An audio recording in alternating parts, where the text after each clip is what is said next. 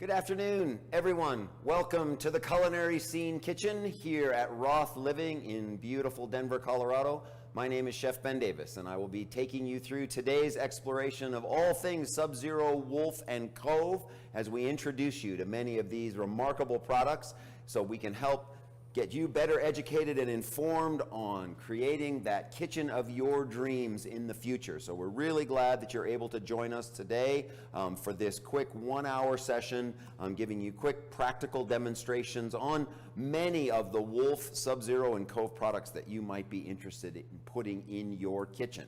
So just a couple of quick housekeeping notes before we get started this afternoon. First and foremost, remember that the link that brought you to today's live streamed event here on YouTube will also enable you to return to this same event and watch a recorded version in the future should you need to. So save the link if you ever want to revisit it.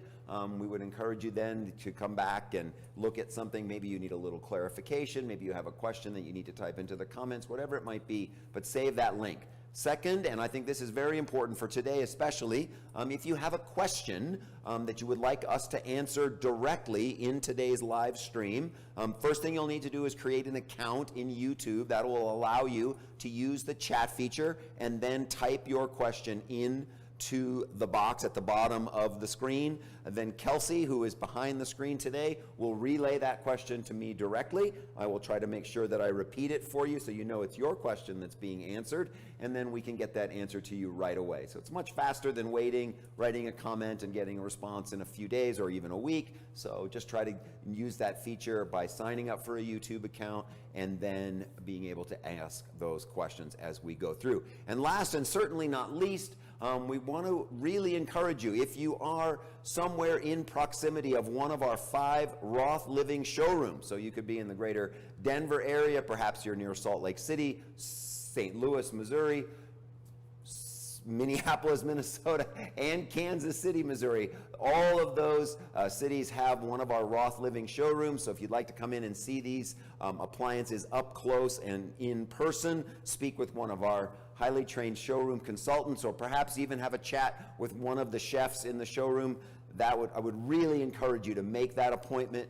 Come in, go through all the little details about your appliances so you can get them all answered. You can pick and choose all of those good things by making an appointment at one of our showrooms. So I would encourage you to do that if you are in the neighborhood or you can plan to be in the neighborhood of one of our showrooms. That could really help you. So what today's all about really is going to be about Wolf. We're going to talk about Wolf. We're going to cook on the Wolf. That's obviously where a lot of that real wonderful stuff happens in your kitchen. That's where the magic happens. But you've got to start somewhere. And really, you have to start with the beginning of our company and the line of products that represents. And that, of course, would be Sub-Zero. So Sub-Zero is the parent company of the Sub-Zero Group. It's where we started in the 1940s, building refrigerators and other devices to keep things cold. And obviously, we've expanded over the years to include Wolf, and now our most recent addition, Cove, our dishwashing line. But we really need to talk about a Sub-Zero because,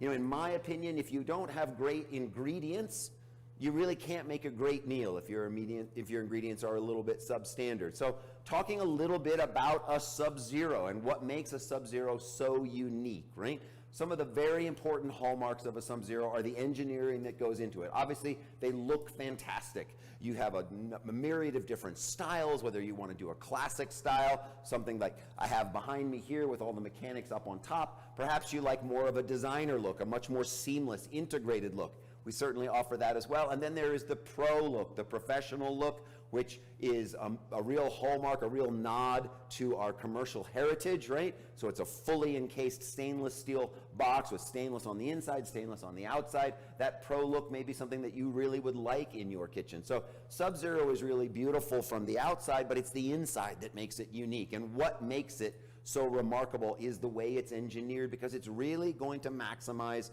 those points that make sure that your food is preserved in such a way that every time you come to the refrigerator, you know those ingredients are going to be ready to go. How do we do that? Well, we maintain temperature very, very consistently. That's very important that that temperature always remain constant and steady, because obviously fluctuations in temperature can oftentimes cause your food to spoil much more rapidly than it would if the temperature were consistent. And so by holding that temperature consistently, your dairy stays fresher longer. You can really count on everything coming out of the fridge in a pristine conditions, right? So let's just have a look inside this 42-inch French door, right? It's going to get some ingredients out. So here is the inside of a beautiful French door refrigerator. We've got all these lovely ingredients that we're going to use today to cook a fun meal for you today. So what have we got? Well, we've got some jalapenos that we've prepped. Look how beautiful those are lasting. And the other hallmark that we have in a Sub-Zero is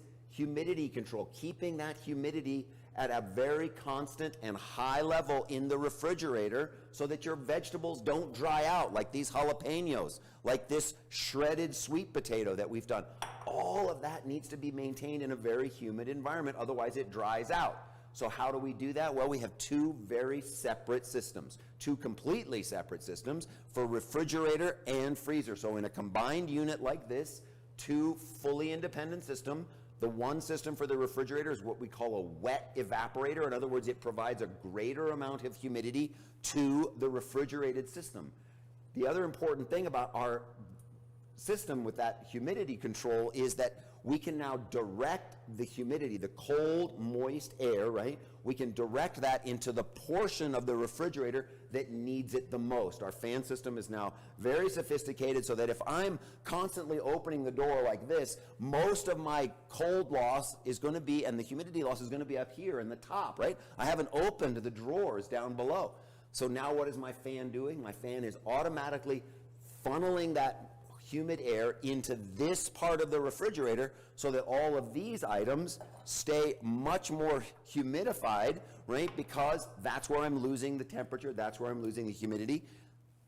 The drawers down here, they're holding that extra humidity. We don't channel the humidity there when we don't need to. So your refrigerator now is smart enough to know exactly where that cold air needs to go, where that extra humidity needs to go. And that really is a unique thing for a Sub-Zero in all of our competitors and how we look at how well it can funnel that humidity in. And now how does this benefit you from owning a Sub-Zero? Well, we actually put these cards in your Sub-Zero. Everyone comes with it, right? Because we're so confident about how long your products are going to last because we've tested and tested and tested to make sure that we're maintaining that temperature, maintaining that humidity in whichever part of the unit we're talking about. We'll actually publish this card, and we call this the food freshness card. It goes in your refrigerator, and you can look on it and say, okay, I'm at the market, I need to buy some, fresh peas, perhaps, and as the spring is coming up, how long are they going to last? How long can I count on those peas to last in my refrigerator? Well, it tells you right here 1 to 2 weeks, right? Things like maybe some fresh spinach, it's going to last 10 to 14 days before it turns into, a box of chlorophyll that you can't cook with. So this food freshness card comes standard in every single Sub-Zero we manufacture, and it gives you a chance to look and say, okay, these are how long these are going to last. So when you're at the market, when you're at the farmer's market, all of those things, you'll be able to buy intelligently, knowing that by storing it in the correct place. And how do you know it's in the correct place? Well, the other card shows you exactly color-coded where everything goes in your Sub-Zero. So those engineering features, right? Controlling the temperature, very consistent. Dual compressors and dual evaporators to create wet evaporation in a refrigerator, dry evaporation in a freezer, right? Because if we have too much humidity in the freezer, what do we get? We get freezer burn. Our food doesn't last as long. So we have a dry evaporator for our freezer, so we don't have as much humidity, so your food will last longer in the freezer. And then the third hallmark of what makes a Sub-Zero such a unique preservation tool is the air purification system, something completely unique to a Sub-Zero. What it is, it's a very special air purifier that every 20 minutes, automatically your refrigerator draws the air in the refrigerator through the filter. That filter extracts mold, mildew, bacteria, ethylene gas out of the air in your refrigerator, thereby keeping the odors down, thereby reducing the amount of just airborne things that are in there that could cause your food to spoil. It's taking it out every 20 minutes, and you don't even have to think about it, right? It's not something that you're ever going to have to turn on or off. It's always going to be on, so it's always going to be providing that nice, fresh, clean, safe environment for your food in your refrigerator. So just keep that in mind as you're looking at your kitchen suite and how you want to do it. I always start with Sub-Zero because, again, I can have the greatest cooking appliances in the world, but if I have less than great ingredients, doesn't matter. I could be cooking over a campfire, right? And it's, or any of the most expensive, and it's not going to be any better because I can't make a bad ingredient better simply by cooking it, right? I can't reverse time and all of those things. So keep that in mind with your Sub-Zero. Come in, have a look at the different styles. This behind me is what we call a classic style with the hardware up on top, with the mechanics up on top, and you can come in and look at a classic series, designer and pro, get all the skinny on, whether you want it to be panel ready, whether you want stainless steel. That's really why visiting one of our showrooms is so important, because you can really come in and make those design choices, right? They're all going to work the same, but the design choices, those are for you, those are very personal for you. So, all right, so let's swing over and start talking a little bit about what Wolf can do for you and how we cook on Wolf. And Wolf really does offer you a number of different ways to do one thing, right, and one thing only, and that's, well, quite frankly, transferring heat, right? It sounds kind of boring, right? You're just taking heat from whatever appliance you have, right? Maybe you're translating it through a pot or a pan. Maybe you're just doing it on a griddle or a grill, whatever it might be, in an oven. But let's talk about heat transfer, how we master heat transfer, and that's what we do when we cook. We transfer heat from our appliance up through the pan and into the food. So we have to be in control, and this is what's so important when we talk about why Wolf is such a great product for doing that, and that's because you're in control. You're not nervous. You're not having to babysit your appliance. You want your appliance to behave the way you want and expect it to, right? That's very important, and that's what Wolf is trying to do when we talk about mastering heat transfer, being in control. One way of mastering heat transfer using Wolf is through induction. We've had a lot of discussion about induction recently, in the press, all talking about, how America is finally catching on with induction cooktops, induction ranges, whatever it might be, because of, there's this whole scuttlebutt now that maybe gas is not good for you and all of those things. I'm not going to get involved in that debate, but what I'm going to tell you this is that induction, right, just like gas, is going to perform in a way that you can predict the results, that you can do just about anything you can do on gas, you can do on induction. Now, what can't you do? Well, you can't roast a green chili on here because there's obviously no open flame, but hot is hot, cold is cold. I have complete control over it, right? So you know how induction works, right? Induction is about magnets, not magic, right? In other words, I have a nice ferrous metal pan, whether it's cast iron, whether it's some good stainless steel, whatever it might be, and when I have that good cast iron now, or ferrous metal, I can do the cooking that I need to do. So we're going to add a few sliced jalapenos to this, right, to make our quick little refried bean, right? So we're going to do a quick, fresh refried bean. We're going to take some very coarsely chopped onions. We're going to put those in here as well. Maybe a little bit more. But it's about control, right? It's about having control over heat, high, low, up, down, all of those things, right? Now, you see how I'm doing that? You see how I'm shaking the pan on there? Don't get nervous that you think, oh, I'm going to damage the induction. It's a glass cook surface, but it's super tough. It's super strong. You can shake pans on it. Just don't bang them around, but you can just move things around. Don't be nervous. You're not going to scratch it. You're not going to damage it. You just need to be mindful of putting things down, with a little bit of care every once in a while. But really, I can do the same thing here that I do on gas, and it gives me control high to low. When the beautiful thing about induction, right, is that when it's off, it's off. When it's hot, right? So what are the advantages of induction over gas? Well, quite frankly, it's more efficient, right? Because you see how closely my pan is touching my burner, right? Complete contact with that flat surface. What does that mean? I'm not losing any heat transferring from my cooktop up through my pan. I'm losing none of the energy. So what does that mean? I can use less, right? I don't need as much, because if I have a good quality pan and I'm using the proper technique here, I don't need as much heat to get great results, right? That's nice, because if there's not as much heat here, I don't worry as much if I step away for a second. I'm not worried it's going to burn. I'm not worried it's going to overheat, because it's going to maintain that nice, even temperature. So one of the nice things about induction is that because it's more efficient, you can use less heat, you can cook with a little more confidence, you can cook with a little more just calmness in the kitchen. Having that relaxed attitude in the kitchen, I think, is really a nice thing. I'm going to grab a spoon here. There we go. Just going to stir that about a little bit. So I've simmered, right? So what about highs and lows? What about temperature? And how do we get those true lows, those true highs? Well, obviously, as we just talked about, right, you have the ability with the control over that high heat and that efficient burner, you can get really beautiful highs on your induction cook range, right? Really nice, right? When I need a lot of heat, I just crank it up, right? If I'd like to, I can add a boost feature, which automatically adds an additional 1,000 watts of power. See how quickly that responded, right? Immediately got very hot very, very quickly. That's how quickly it responds to the change in temperature on the controls. But if I go down, same thing happens. If I move it down quickly, automatically it begins to lessen, and I drop the heat. So as I'm adding my cooked black beans here,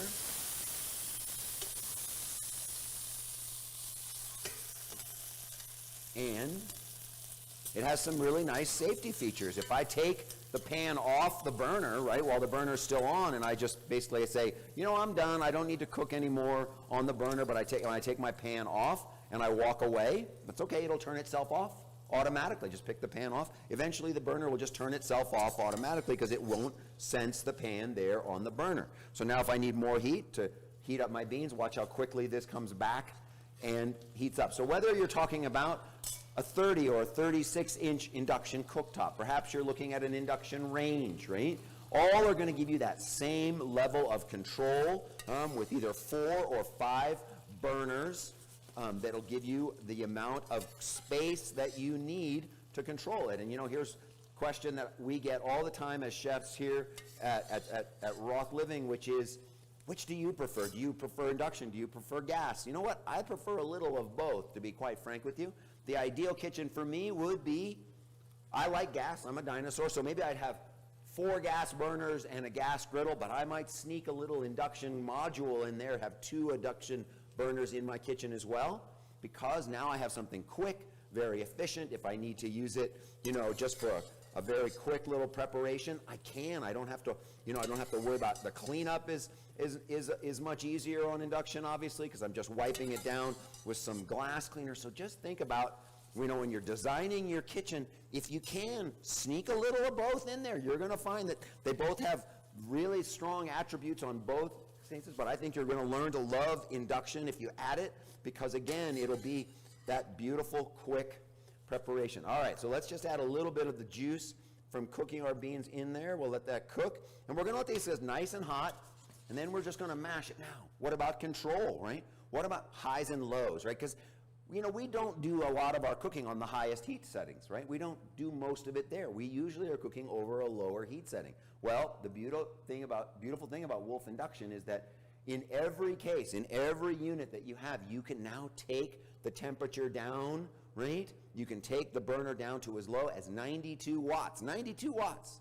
It's not even as powerful as the Easy Bake Oven light bulb that you used to bake with as kids, right? 92 watts will be the perfect melt setting for chocolate, for butter, for sauces, for anything delicate that you just want to hold and not have to worry about it and not have to kind of be nervous about that. So once I've got my beans to a nice simmer, I got them to a nice temperature, I can turn it way, way down, hold it at that low temperature, and not have to worry that it's going to overcook, over-reduce, dry out, all those things. It gives you that control. So true highs and actual real lows, and having that control over that whole spectrum of temperature really makes your cooking much more pleasurable, much more fun and enjoyable and easy, right, when you do that. So let's just give a quick mash to some of our black beans as they're cooking. We're going to mash in some of these jalapenos, and we'll crush a little bit of that onion, and then we're just going to let it simmer for a while, right? And when we do that, we can automatically set down here at the low simmer setting, so it'll just hold that nice, even low temperature, so we can just let it go, right? So induction, just one way that Wolf helps you manage heat transfer, right? Sounds boring, heat transfer. I realize it's not sexy. No one ever talks about, how well they manage heat transfer. They love to talk about how great they are in the kitchen and how creative they are. But really, when you're thinking about it, that's what cooking is all about.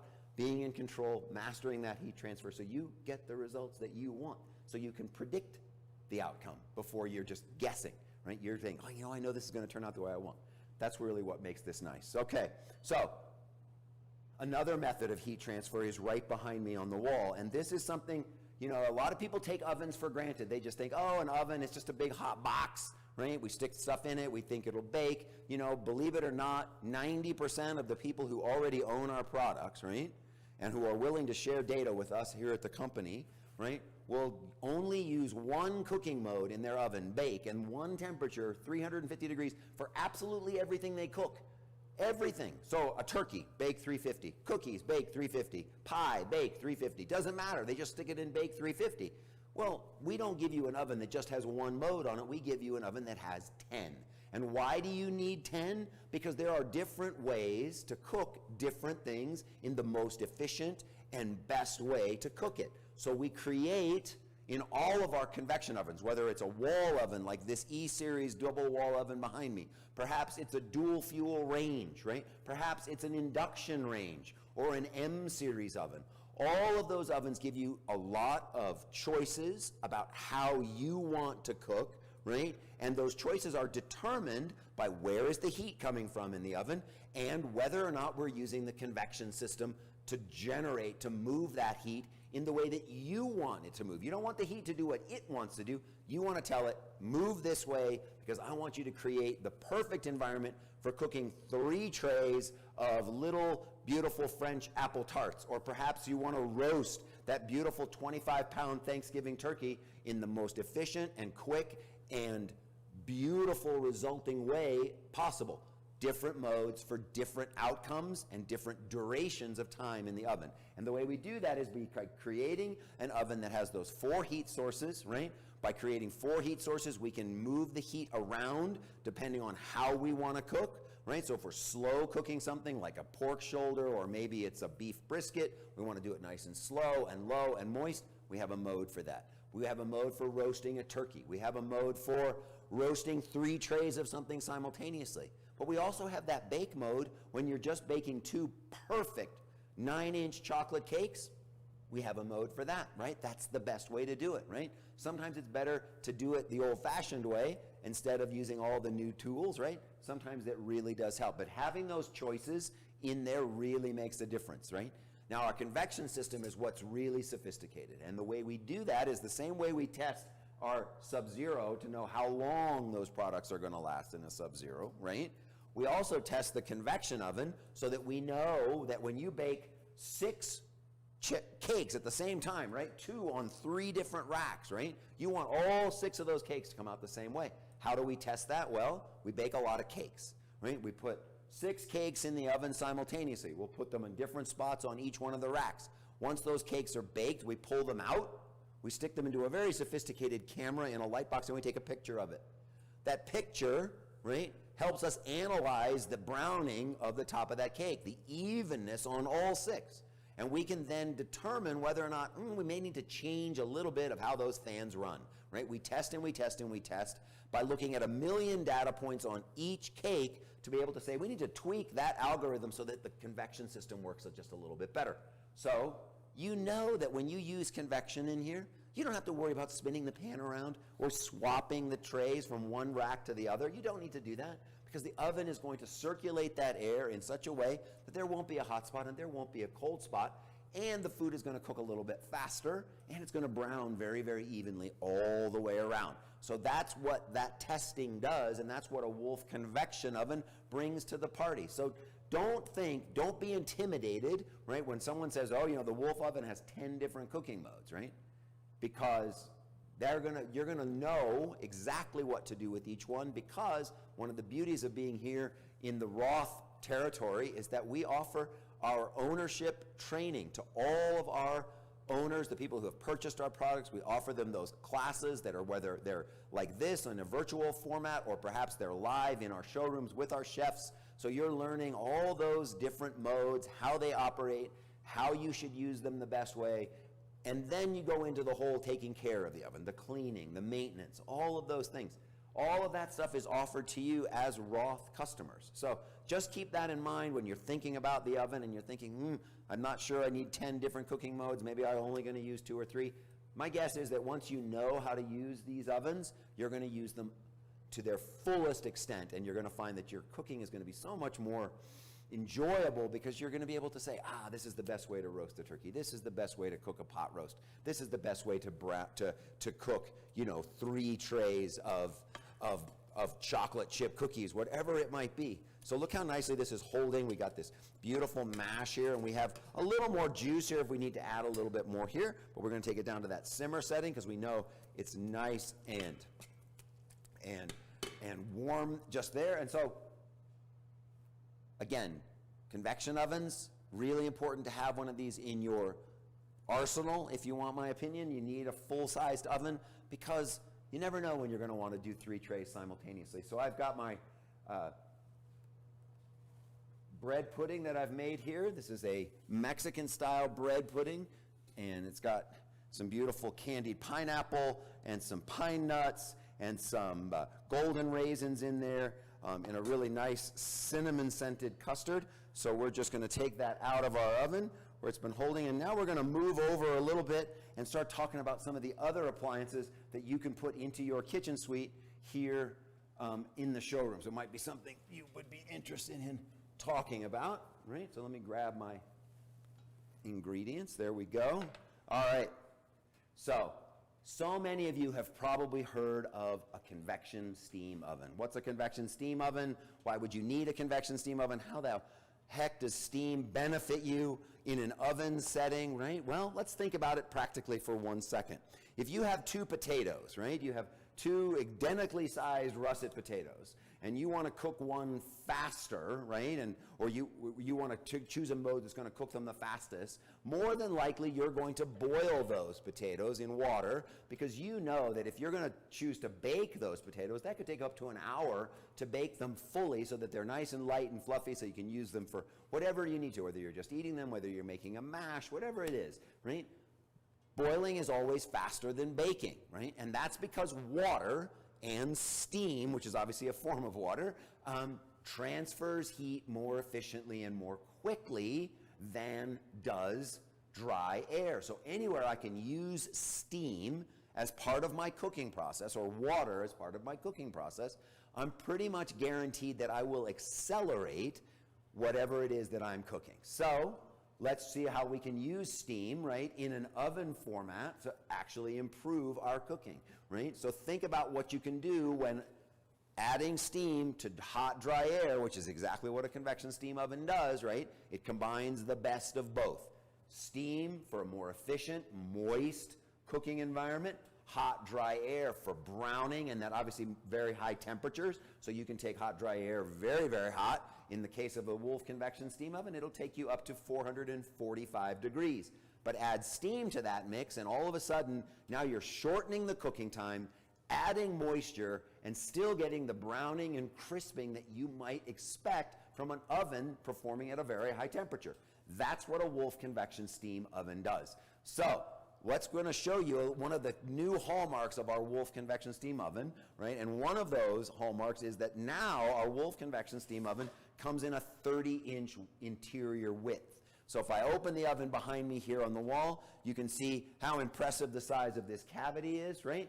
30 inches wide. It's about the widest one now on the market, right? Has full height covered top to bottom, so you're able to do a lot of racks simultaneously. And you're able to do something much faster, like these carnitas, these pork carnitas that basically went into the oven. And look how beautiful and tender this meat is. We're just falling apart, right? So now we're spreading it out onto the tray, and we're going to add it into the convection steam oven and kind of illustrate one of the new features of the Wolf convection steam oven, which is that it now has a broiler feature, right?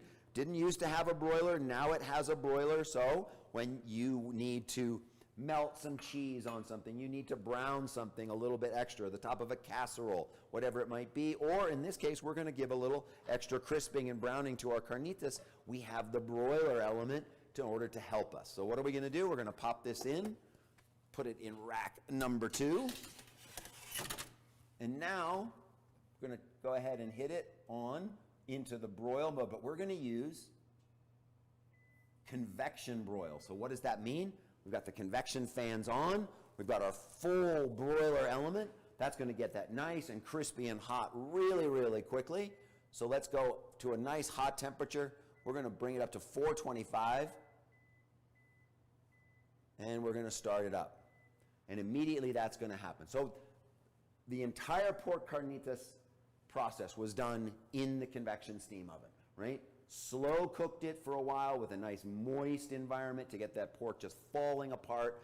Beautiful. Now we're gonna crisp it up using the same oven, right? So for many of you, I would recommend that if you're looking at double ovens, if you're thinking I need 2 ovens in my kitchen, I would heartily, heartily recommend that you look very hard at putting a convection steam oven as part of that suite, because this oven can do everything that a large format oven can do, plus steam.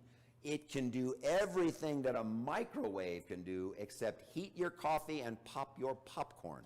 But when we're talking about reheating food, we're talking about defrosting frozen food. All of those things can happen in the convection steam oven.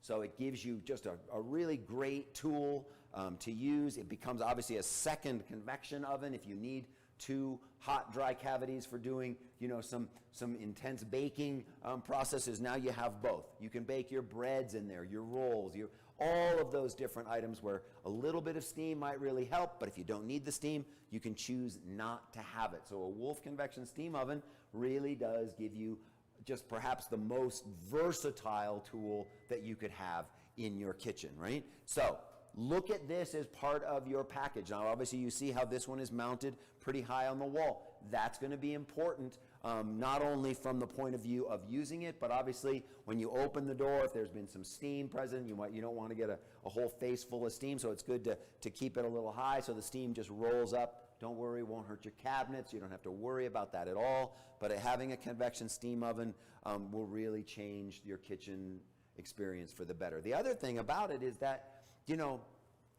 with this in place, you really have just everything right there at your fingertips for doing, so many different processes. Just keep this in mind, right, as a secondary oven, or I think it's going to be a primary oven more than anything else. You're going to use it all the time.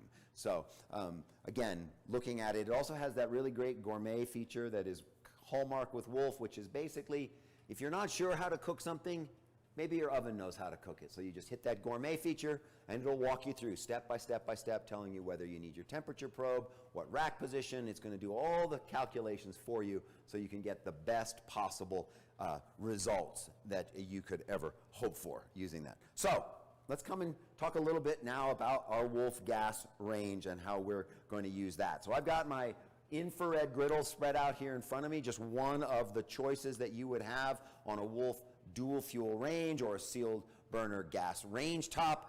The griddle is just something that you can utilize. I love it because you can just do so much on it at one time. So let's just start over here. We're going to give a little bit of oil on the griddle, and now we're going to just hit our tomatillos.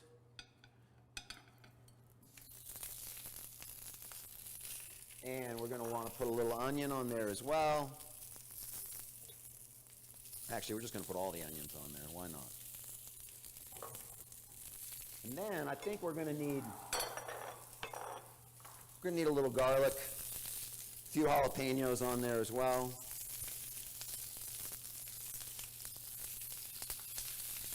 Perfect. So why is this such a nice thing to have? Well, one, I can do everything in front of me. I don't have to worry about dirtying a pan. I can just use my griddle, clean everything right in place, right? But I can do 2 different things at once. So on the other side, maybe let's just add a little more, and let's do some of our sweet potatoes, right? We've got our shredded sweet potato here. We're just going to lay those out.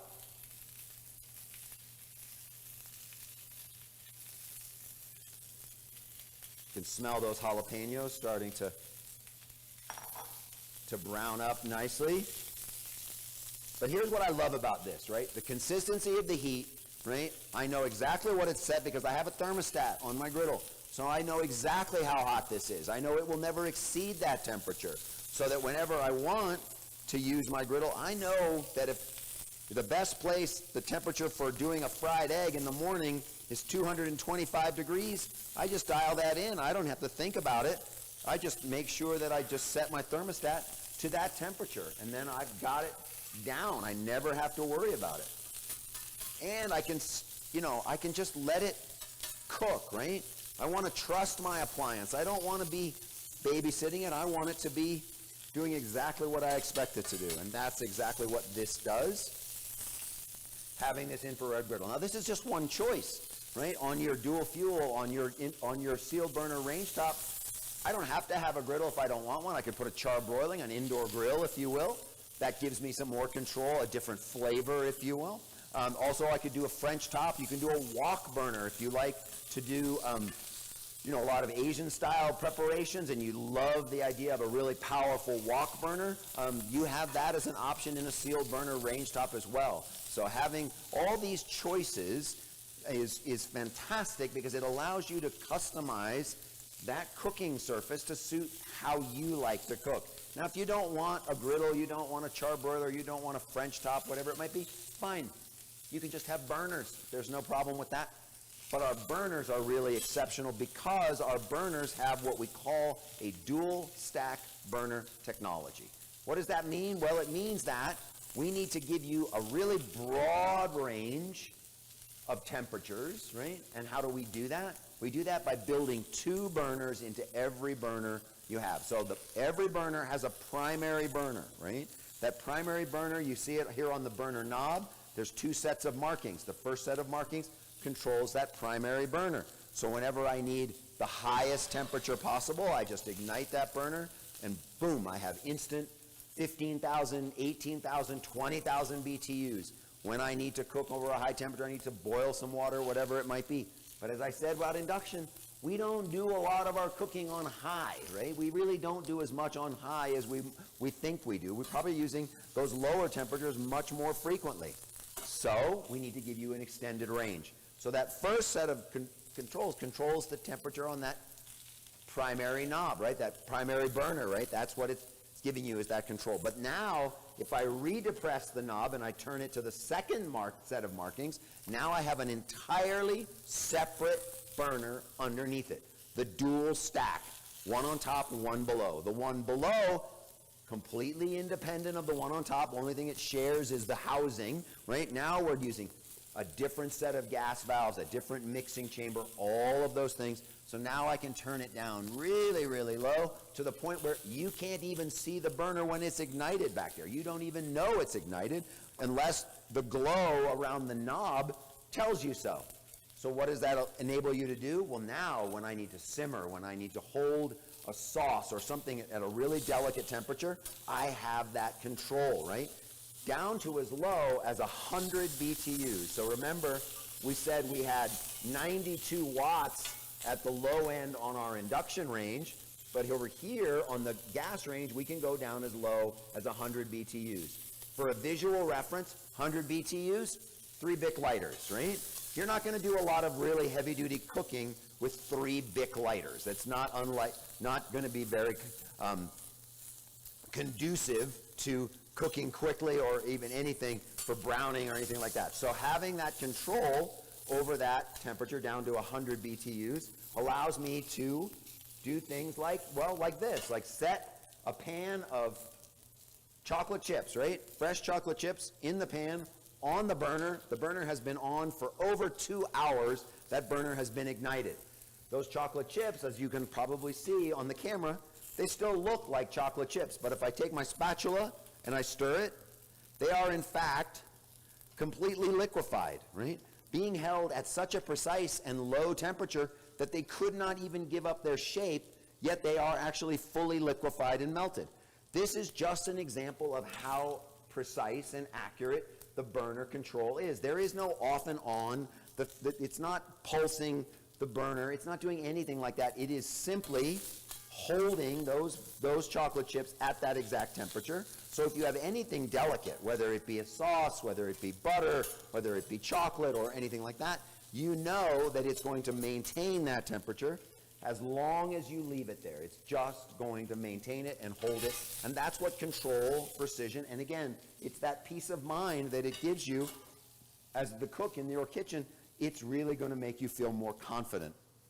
So let's have a peek at how beautiful this is, right? I don't know if you can see this on the camera, but we're already starting to get beautiful crispy bits. We probably just need another couple of minutes in order to finish these off. So we'll roll those back in, and off we go, and it's just going to finish there cooking in our convection steam oven, right? So first we cooked it nice and slow, and now we're just giving it that nice crisping on there. So what you can see, our salsa is coming together nicely. We've got all of the browning on our tomatillos and our garlic, jalapenos, and some onion are all getting nice and charred and crispy. So see what you can do having this in place. But having those burners in place, having those different temperature ranges, right? All around, all the burners giving you slightly different heat, setting slightly different amount of heat. That really does make for a very multifaceted, useful cooking surface. You're not actually having to worry that you don't have the right space for the project that you're taking on. All right? Okay. Perfect. So again, remember that this dual stack burner technology, what we were talking about here with the chocolate and with the high temperature heat, that's not just exclusive to the big dual fuel 48-inch range or 60-inch range or even a 36-inch range. It's every gas burner that we build, whether it's a 4-burner, 30-inch gas cooktop, whether it's, just a standard range, slide-in 30-inch range. That technology is standard on every single one. So you never have to worry that you're not getting that technology, depending on which size you buy, how much you're spending on that. That doesn't matter, right? It's just going to be the most, it's going to be included on every single one, so you never have to kind of give it a second thought when it comes to that, right?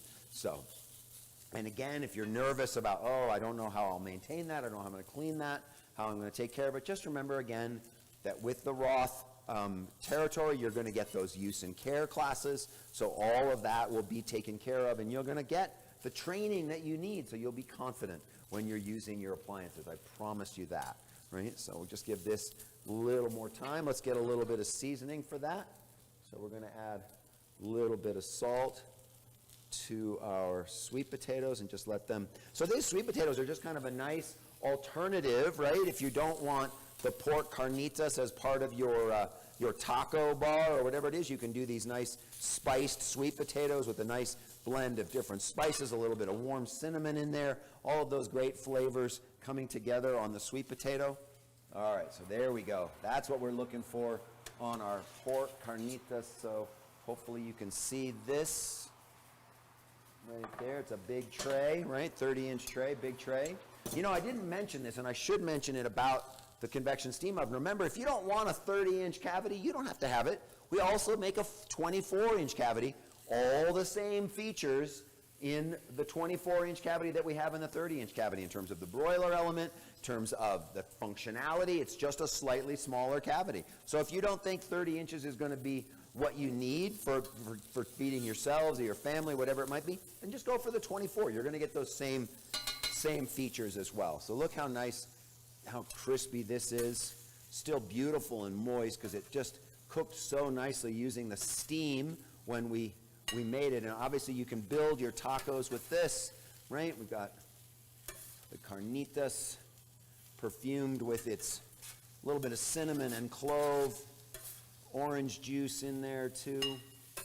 Just give it that wonderful flavor. All right, so we've got that. We'll put that out here. And we'll just slide that out of the way. Okay. So let's see how soft everything is getting here. We want to just get those tomatillos. They're nicely charred. That's really the flavor that we're going for here, is having that just a little bit charred. You could do this on a grill too if you wanted to, or you could do it under the broiler. You don't have to do it on the griddle. You could use a grill, like I said, or you could use a hot broiler, same way. But we want to get everything charred up. All right. So we've got that. We're going to take a little bit of fresh cilantro, and we'll just kind of tear off some of these leaves. Pop those in the bottom of our container, our blending container.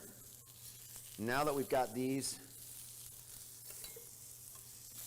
nice and charred, this is why chefs do these things, because we love having the ability to use power tools. And I'm not going to try to burn myself.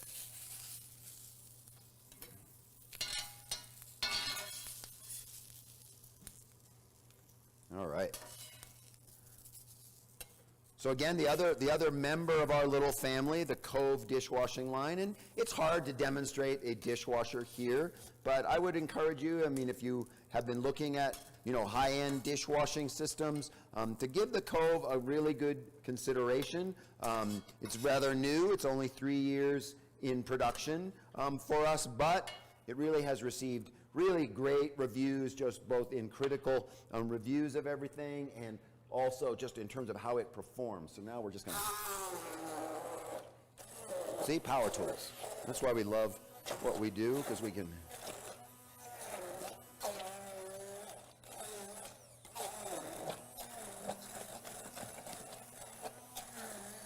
I like to keep this nice and fresh. There we go. Everybody needs one of these little hand blenders.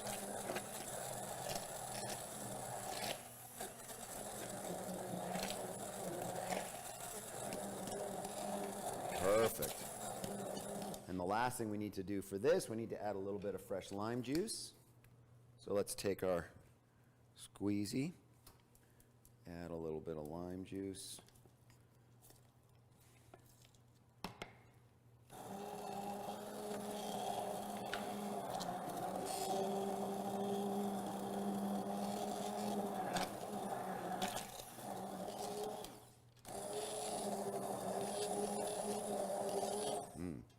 Smells good. Smells really good. I'm sorry you guys can't be in the kitchen to smell it, but you can see how we can utilize our tools here.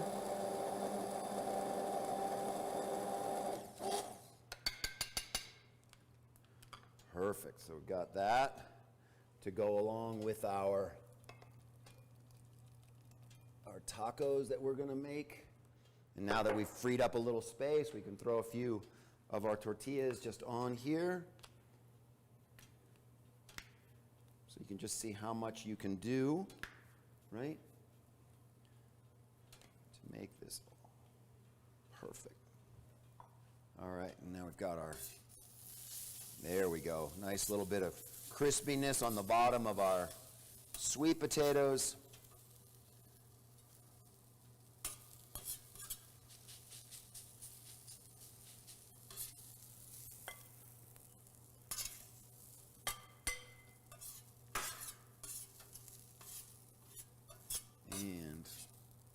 Those smell good. You can really smell the sweetness with the chili and the cinnamon on the spice. There we go. And then we've given a few seconds for our tortillas. We'll flip those over. See how quickly those heated up, right? So I just need to give them probably another couple of seconds, and then you're good to go.